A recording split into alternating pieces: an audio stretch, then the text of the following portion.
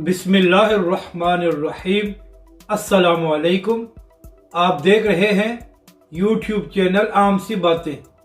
नाजरीन कराम, इस वक्त बिलावल भुट्टो का लॉन्ग मार्च पंजाब में दाखिल हो चुका है और उन्होंने इसका आगाज़ सिंध से किया था और पिछले कई दिनों से ये लॉन्ग मार्च सड़कों पर घूम रहा है। लेकिन यहाँ पर अहम बात यह है कि जब से पीपल्स पार्टी का ये लॉन्ग मार्च शुरू हुआ है तो पंजाब और वफाकी हुकूमत ने बिल्कुल कोशिश नहीं की कि इनको कहीं पर रोका जाए। यानी कि ना ही सड़कें खोदी गई, ना ही खंदकें बनाई गई और ना ही कंटेनर लगाकर सड़कों का रास्ता ब्लॉक किया गया। यानी कि बिलावल भुट्टो को पूरी इजाज़त दी गई कि वो पूरे पाकिस्तान में घूमते घूमते पहले पंजाब में दाखिल हों और उसके बाद इस्लामाबाद डी चौक में जलसा करें।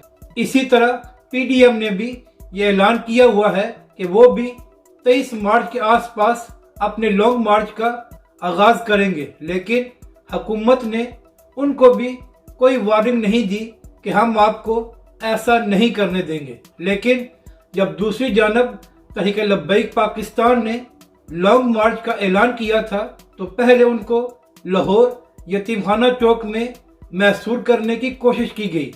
तहरीक लब्बैक के कारकुनों पर शदीद तरीन शेलिंग की गई और उन पर आंसू गैस और गोलियां बरसाई गई, जिसकी वजह से तहरीक लब्बैक के बहुत से कारकुन जख्मी भी हुए और इसके अलावा शहीद भी हुए। इसके बाद पंजाब हुकूमत ने सड़कों पर खंदकें खोद कर उनको तोड़ दिया ताकि तहरीक लब्बैक का लॉन्ग मार्च आगे ना बढ़ सके।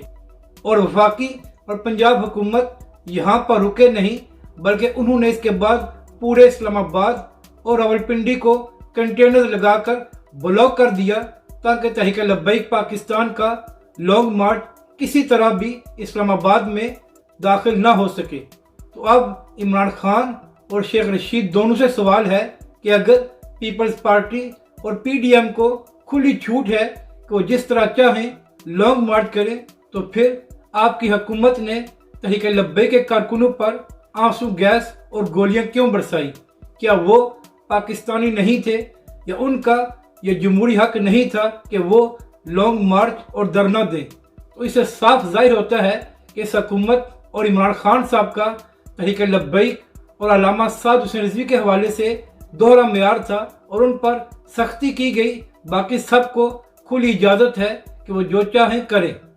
अपनी राय का ज़रूर इजहार करें कि आपको ये वीडियो कैसी लगी और हमारे इस चैनल को भी सब्सक्राइब करें।